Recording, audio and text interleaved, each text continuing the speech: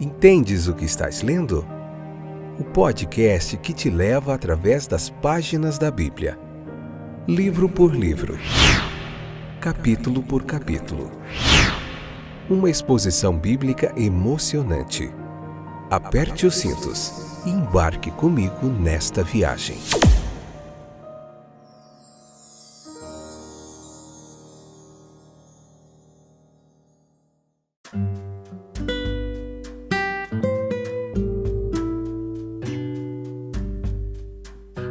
Olá, eu sou o Fábio e esse é mais um espetacular episódio do podcast Entendes o que estás lendo. Tudo bem com vocês? Como é que vai a vida por aí? Muitas lutas, muitas bênçãos. A vida é assim, né? A gente vive oscilando entre a montanha e os vales. Uma hora tá tudo bem, uma hora tem os problemas de cada dia que nos assolam, nos afrontam. Mas a gente vai vencendo. Com a ajuda de Deus, com força, determinação, perseverança. E é isso aí. Você vai vencer, tá bom? Fique coraçãozinho em paz aí. Descansa no Senhor. Que nenhuma luta, ela é permanente. Ela vai passar, tá bom? Então veja Números capítulo 7, parte 2, episódio número 516. Esta que é a 7ª temporada, onde nós estamos vendo o livro de Números, capítulo por capítulo, muito conhecimento bíblico, muita teologia bíblica para você, disponível aí no Spotify, no Deezer, na Amazon Music, no Google Podcasts, na Apple Podcasts, enfim, em vários streamers aí, em vários distribuidores de podcast. Uma cultura que ainda não é muito brasileira, né? Os americanos têm muito mais porcentagem de gente. Inclusive eu tenho bastante ouvintes nos Estados Unidos e eles têm uma cultura maior de ouvir podcast do que a gente, mas tem crescido bastante. Então vamos lá, continuar da onde nós paramos no episódio anterior. Nós falamos dos presentes que os príncipes ali, os líderes da tribo de Israel, eles levaram para os levitas, que estavam responsáveis pelo tabernáculo, pela mobília, enfim, vamos lá. Cada detalhe importa. Leia o capítulo 7, vem para cá, com o coração em paz, convida mais gente e vamos firme. Então esse capítulo aqui, como nós já vimos uma parte no episódio anterior, ele descreve 2 conjuntos de presentes, tá bom? Primeiro, a gente vê um de carroças para ajudar os levitas no transporte do tabernáculo, e o outro para a dedicação da unção, na unção do altar. O primeiro presente, quando nós olhamos para ele nos parece ser muito belo, muito significativo. Ele foi voluntário, gente. Jeová não tomou uma providência assim para que eles fossem adquiridos, não. Os levitas, eles tinham o porte, assim, a posse do tabernáculo atribuído a eles, e não havia nada para mostrar, mas eles deveriam usar suas próprias costas ou mãos para carregar ali aqueles utensílios. Mas o que era essencial e necessário, ele foi apontado. Isso não impediu acréscimos voluntários, onde não contradizessem com comandos já dados por Moisés. Havia homens suficientes, pelo menos é o que parece aqui, o que o texto nos dá a compreender, entre os gersonitas, os meraritas, essas famílias aqui responsáveis por carregar a mobília pesada. Deus não havia imposto sobre eles uma obra além da sua habilidade e força. Ele jamais faz isso. Nós podemos concluir, portanto, que a doação das carroças foi um ato de pura boa vontade deles para com os levitas. Foi um novo vínculo na unidade da nação. Era adequado. Muitas dádivas de boa vontade, elas são meros ornamentos. É muito importante quando um presente ele demonstra um coração amoroso e um bom julgamento. Essas carroças e bois eram perfeitos para ajudar. Provavelmente houve estimativas cuidadosas de modo a garantir um número suficiente. Esses aqui foram bem utilizados. Foi algo para expressar o interesse de todo Israel pelos levitas. Toda a nação, de forma indireta, mas real, teve a sua parte no serviço do tabernáculo. É bom quando temos muitas pessoas unidas num bom trabalho, num bom propósito. É Deus que envia as suas nuvens e pequenas gotas de chuvas espalhadas, elas formam o propósito de Deus. Foi devidamente proporcional, cada tribo teve sua parte na dádiva e no crédito. Foi um tipo de presente que cada tribo poderia razoavelmente dar uma parte igual. Foi o presente de todos e o presente de cada um. Foi aceito por Deus, um contraste com a maneira como ele tratou a temeridade e a presunção de Nadab e Abiú. Deus se agrada de que aliviemos fardos e ajudemos uns aos outros, quando isso não leva a uma fuga mesquinha dos deveres pessoais. Vamos além disso. Nós vemos além disso aqui uma certa honra colocada sobre eles. Era uma honra ser usado para servir, uma honra carregar a mobília do tabernáculo. O presente ele foi proporcionado por Deus. Foram os homens que deram os presentes, mas foi Deus quem providenciou, quem moveu, quem comoveu, quem tocou, quem influenciou e quem inspirou os homens a doarem. Tudo que é bom vem do Pai nas alturas. Não era adequado que animais brutos carregassem as mobílias do santuário, portanto os coatitas podiam aproveitar as carroças. Os meraritas, podemos presumir, eles tinham mais que suportar do que os gersonitas e tinham mais ajuda. Se mesmo entre essas minuciosas especificações dos mandamentos de Deus a Moisés havia espaço para doações voluntárias, quanto mais no Evangelho de Jesus Cristo, onde está o Espírito do Senhor, a liberdade, muito mais liberdade em dar do que a maioria dos cristãos pode aproveitar. No capítulo 7, versículo 13, a gente vê a citação do shekel do santuário. O que era isso? Era uma medida. Os estudiosos não têm certeza do que era exatamente um shekel. Mas aqui está um cálculo de seu valor. O shekel do santuário valia cerca de 20 geras. O shekel do santuário seria igual, então, a 12 gramas. O shekel era um peso, não uma moeda, equivalente de 10 a 12 gramas. Poderia ser feito de ouro ou de prata, nas formas de barras, braceletes ou colares. Na verdade, kikar, o termo hebraico para talento, kikar, no Antigo Testamento, ele significa literalmente em forma de anel.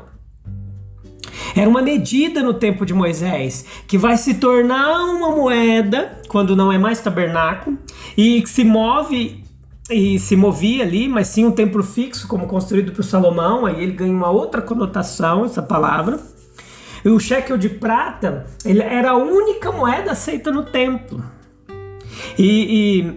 As outras moedas, elas eram rejeitadas especificamente porque traziam efígies ou imagens de imperadores romanos ou outros.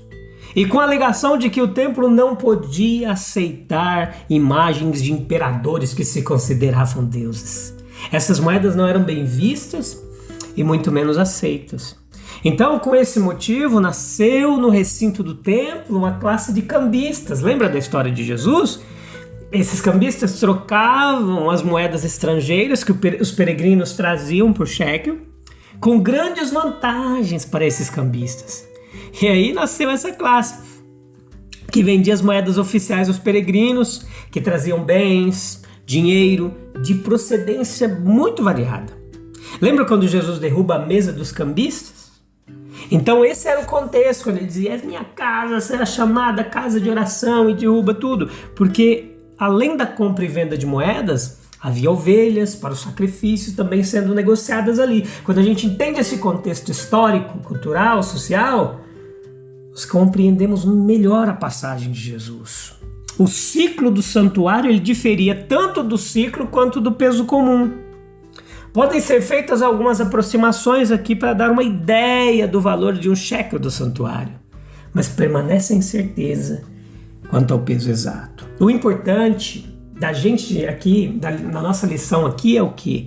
É que havia um sistema de padrões e medidas, e o povo de Deus pagou um censo sobre Moisés. Esse imposto foi usado para suprir as necessidades do tabernáculo, dos seus líderes. Então a menção desse peso aqui, ela pode ser usada para ilustrar a seguinte linha de pensamento: o padrão fixo de Deus em contraste com os padrões flutuantes dos homens. A medida de Deus é diferente. Nós devemos ter um padrão fixo ao lidar com Deus. As suas reivindicações são as primeiras. Ele tomou o primogênito, os primeiros frutos, a grande exatidão exigida em todas as ofertas, quanto qualidade, quanto quantidade. Esses sacrifícios perfeitos, à sua maneira, só tinham valor como símbolo da inteira consagração e da genuína penitência daqueles que os traziam. A adoração, ela deve ser feita de acordo com o ciclo do santuário, com a medida do templo, ou do santuário aqui, do tabernáculo. Nós devemos ter um sentido pleno da realidade da sua existência, das suas concepções adequadas, de tudo que pertence à sua glória e soberania sobre a criação, gente. Corrija também essas noções de nós mesmos como adoradores. Não com a humildade dos anjos sem pecados que cobriam o rosto, como diz lá Isaías, mas como os filhos dos homens pecadores, com as mãos na boca e a boca no pó. Nosso louvor deve ser especialmente por seu amor, sabedoria, poder em nossa redenção. As nossas expectativas de Deus devem estar de acordo com o ciclo do santuário. Nós não devemos desejar os confortos do Egito, nós devemos ter expectativas que correspondam à grandeza da nossa redenção. O nosso Pai Celestial nos presenteia com a exibição dos dons bons e perfeitos. Seja o nosso desejo por eles. Procurar confortos temporais é procurar ninharias, coisas não prometidas. Nunca seremos saciados completamente. Coisas que vêm sem oração e busca, se apenas procurássemos as coisas que Deus deseja que busquemos. Perguntar pelo Espírito de Deus. Você está então suplicando de acordo com o ciclo do santuário. Busque o reino de Deus e a sua justiça, meu querido, e você estará então buscando de acordo com o ciclo do santuário. A medida da expectativa do santuário está na oração do Senhor. A conduta diária da vida deve estar de acordo com o ciclo do santuário. Tudo que diz respeito aos nossos poderes voluntários deve ser feito como para Deus. O mundo é difícil de agradar, mas mesmo quando está satisfeito, o padrão é baixo. Somos cuidadosos quando os olhos dos homens estão sobre nós, porque isso significa reputação. Mas nós devemos ter cuidado também quando nenhum olho humano pode ver, porque isso significa caráter. Cada apresentação diária do sacrifício vivo deveria tornar esse sacrifício mais santo e mais aceitável a Deus.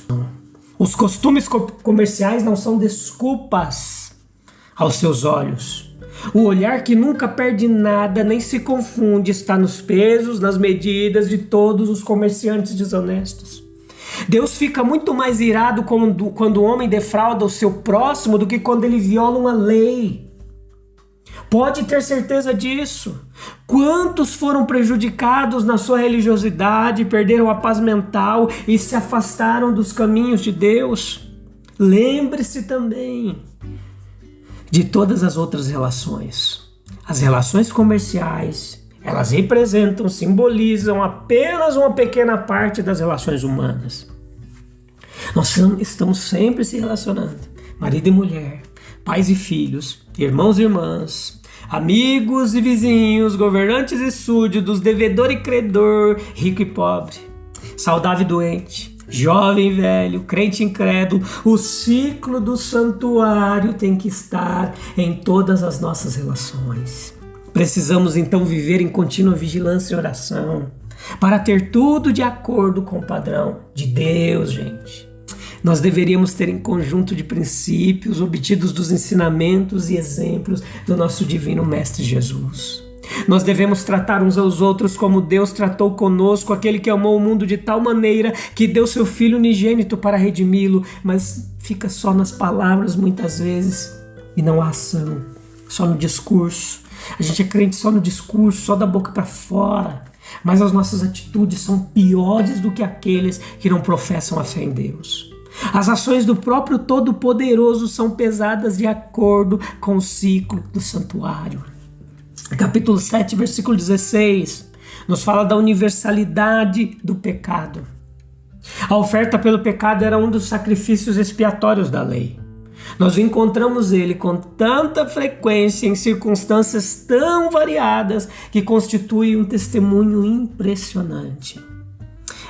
O pecado existe. A necessidade de uma expiação existe, absoluta, mundial e eterna.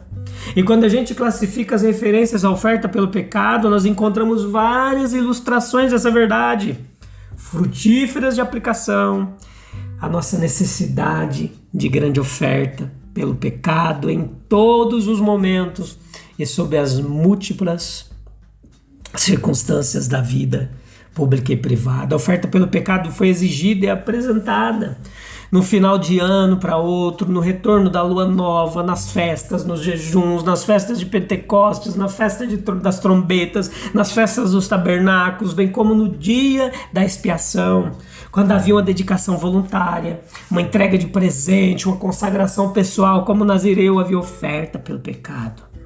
Na consagração de Arão, dos levitas, havia oferta pelo pecado. Na consagração de coisas sagradas, um altar do incenso, havia oferta pelo pecado apresentada no santuário, pelo pecado de todas as classes, pelo pecado de todos os homens, da congregação, dos governantes, do tempo todo, o ano todo, para purificação de impurezas, fosse de lepra, fosse de parto. Até que Jesus veio e fez um único sacrifício perfeito. Um único sacrifício que eliminou todos os outros. Preste atenção nesse versículo para a gente finalizar. Moisés, cada vez que Moisés entrava na tenda do encontro para falar com o Senhor, ouvia uma voz que falava com ele por entre os dois querubins em cima da tampa da arca. O lugar da expiação que fica sobre a arca da aliança, de lá o Senhor falava com Moisés. Números capítulo 7, versículo 89. Moisés falava com Deus. Nós somos lembrados de uma verdade aqui, que ele falava com Deus em oração e Deus falava com ele. Quando nós falamos com Deus, nós precisamos ter isso em mente, que ele fala, ele quer falar. Agora nós não temos mais um lugar ali, um tabernáculo. Apesar que é legal ter um lugar santo, separado ali, um lugar sagrado. Mas todo lugar agora nós podemos se dirigir a Deus, porque o véu foi rasgado, o acesso foi aberto. Então vamos falar com Deus, com santa ousadia. Assim como Moisés trouxe a Deus os seus fardos, as suas lutas e dificuldades. Vamos deixar tudo diante do altar. Silenciar o coração, calar todos os barulhos e ouvir a voz consoladora, amorosa e agradável de Jesus falando no nosso coração. A gente volta no próximo episódio, pra gente já estar falando sobre o capítulo 8, tá bom? Te encontro lá, se Deus quiser. Um abraço, até breve, Deus abençoe, tchau, tchau.